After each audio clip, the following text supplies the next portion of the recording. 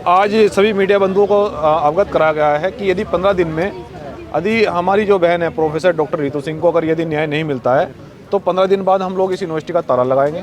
मैं कह रहा हूँ कि पूरे देश का युवा जो है ना वो दिल्ली में पहुंचेगा और फिर यूनिवर्सिटी को चारों तरफ से घेरा जाएगा और फिर यहीं बैठेंगे। जिन लोगों के खिलाफ चार्जशीट दाखिल हो गई है या मुकदमा पंजीकृत हो गया है तो उनकी अरेस्टिंग क्यों नहीं की जा रही है, और जो जिन लोगों पर मुकदमा दर्ज हुआ है तो विदेश कैसे चले गए। बाबा साहब ने कहा था कि मैं तुम्हें आरक्षण तो दे रहा हूँ, लेकिन इस आरक्षण को वो लोग हथियार बनाकर तुम्हारे ऊपर उपयोग करेंगे।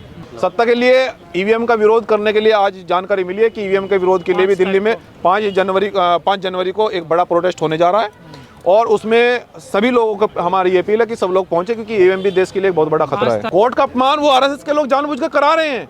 ये इसके पीछे एक दलित की बेटी को जिस प्रकार से अपमानित किया जा रहा है, इसके पीछे बहुत बड़ा प्रोपेगेंडा है। ये नागपुर से सिस्टम चल रहा है।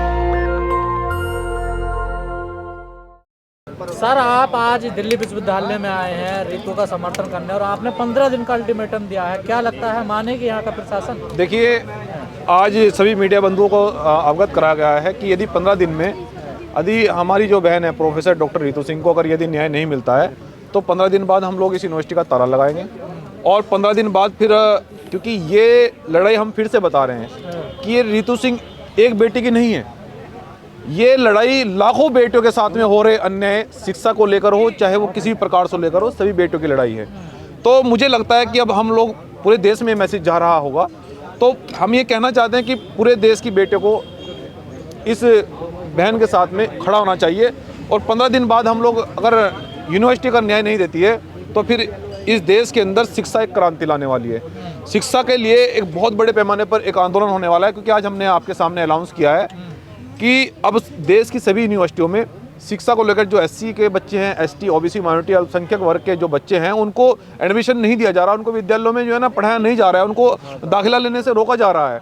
और जिस प्रकार से शिक्षा से वंचित जानबूझकर इन एससी, एसटी, ओबीसी, माइनॉरिटी के बच्चों को किया जा रहा है, ये देश के लिए एक बहुत बड़ा धोखा है और हम लोगों को दोबारा से गुलामी की बेड़ियों में जकड़ने का जो प्रयास किया जा रहा है। हम बाबा साहब के बच्चे और संविधान को मानने वाले लोग आज दिल्ली की सड़कों पर ये संकल्प ले रहे हैं मीडिया के सामने कि शिक्षा को किसी भी रूप में ख़त्म नहीं होने दिया जाएगा। पूरे देश की यूनिवर्सिटियों में शिक्षा को लेकर आंदोलन चलेंगे, सभी युवा तैयार है। आपने कहा दिल्ली पे कूच किया जाएगा, चारों तरफ से घेरा जाएगा। हाँ, सब मैं कह रहा हूँ कि पूरे देश का युवा जो है ना वो दिल्ली में पहुँचेगा और फिर यूनिवर्सिटी को चारों तरफ से घेरा जाएगा और फिर यहीं बैठेंगे। देश के अंदर बड़ा आंदोलन शिक्षा के लिए होने जा रहा है। उसके लिए बड़ी तैयारी हो रही है? हाँ, उसके लिए बड़ी तैयारी हो रही है। हम चाहते, देखिए मैं फिर से वही बता रहा हूँ, हंगामा खड़ा करना हमारा मकसद नहीं है। हम चाहते हैं कि यहाँ का जो शासन प्रशासन है वो न्याय क्यों नहीं दे रहा है। शायद इसलिए जो यहाँ के जो दोषी लोग हैं वो विदेश में घूम रहे हैं और जो पीड़ित लोग हैं वो यहाँ पर हड़ताल पर बैठे हैं। तो ये कैसा न्याय है, समझ नहीं आ रहा है मेरी। तो इसलिए अगर न्याय नहीं मिलता है तो फिर आंदोलन बड़ा होगा। नहीं, आप कह रहे हैं हंगामा करना मकसद नहीं है, लेकिन जैसे आंदोलन की हम तैयारी कर रहे हैं उसमें तो हंगामा ही होगा ना। अब आंदोलन क्या रूप ले ले ये ना आप जानते हैं ना हम जानते हैं। हमारे पास लास्ट रास्ता बचता है जन आंदोलन, क्योंकि बाबा साहब डॉक्टर अम्बेडकर ने कहा कि जब, और बहुत सारे महापुरुषों ने कहा कि जब सड़कें वीरान हो जाए तो संसद आवारा हो जाती है। तो हम लोग यहाँ जनतंत्र में इतने मजबूत हैं, संसद को आवारा नहीं होने देंगे, प्रशासन को आवारा नहीं होने देंगे, यहाँ बैठेंगे, पूरे देश से लोगों को बुलाएंगे, यहीं बैठेंगे। लेकिन अभी तक कहा जा रहा है कि शांतिपूर्वक चलेगा हमारा आंदोलन, अब ताले की बात हो रही है। अब ये अभी तो शांतिपूर्वक। अब एक बात बताइए, देखिए हम लोगों ने प्रशासन को समय दिया है, बेटी ने कहा है कि भाई हमें आप न्याय क्यों नहीं दे रहे हैं। अब जो लोग दोषी हैं वो विदेश में चले गए तो हमें लगता है कि न्याय नहीं दे रहे हैं। पर मामला तो कोर्ट में है ना सर। देखिए मामला कोर्ट में, तो कोर्ट ने जब चार्जशीट दाखिल कर दिया तो दोषियों को क्यों गिरफ्तार नहीं किया जा रहा।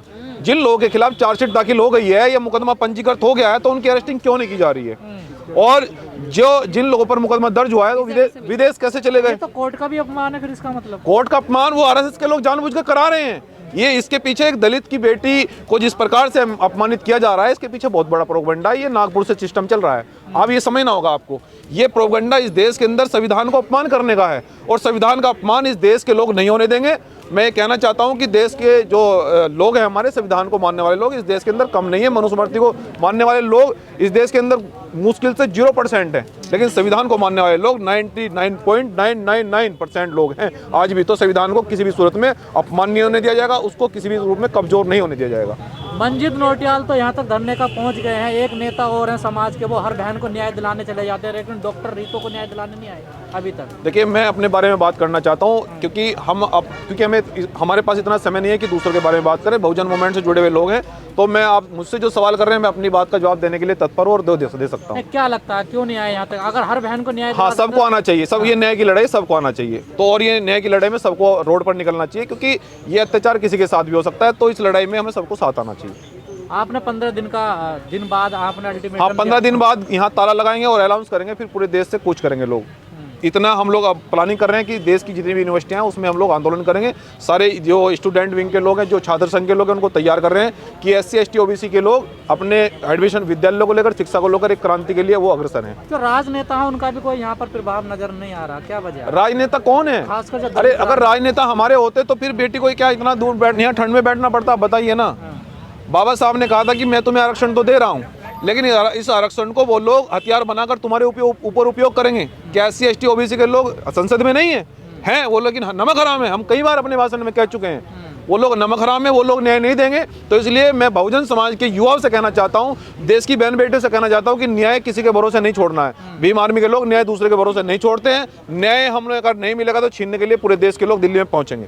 सत्ता के लिए क्या कर रहे हैं आप लोग? सत्ता के लिए EVM का विरोध करने के लिए आज जानकारी मिली है कि EVM के विरोध के लिए भी दिल्ली में 5 जनवरी को एक बड़ा प्रोटेस्ट होने जा रहा है। और उसमें सभी लोगों को हमारी ये अपील है कि सब लोग पहुंचे, क्योंकि EVM भी देश के लिए एक बहुत बड़ा खतरा है। 5 तारीख को 4 बजे पटियाला हाउस गेट नंबर 4। जी, चलिए, ठीक है, धन्यवाद। नेशनल दस्तक की आपसे गुजारिश है कि अगर इसको बचाना चाहते हैं तो नेशनल दस्तक को सब्सक्राइब करने के लिए रेड कलर के सब्सक्राइब बटन को दबाएं, फिर बेल आइकन की घंटी दबाएं। नेशनल दस्तक को बचाने के लिए बहुत जरूरी है कि हर खबर को शेयर करें, लाइक करें, कमेंट जरूर करें।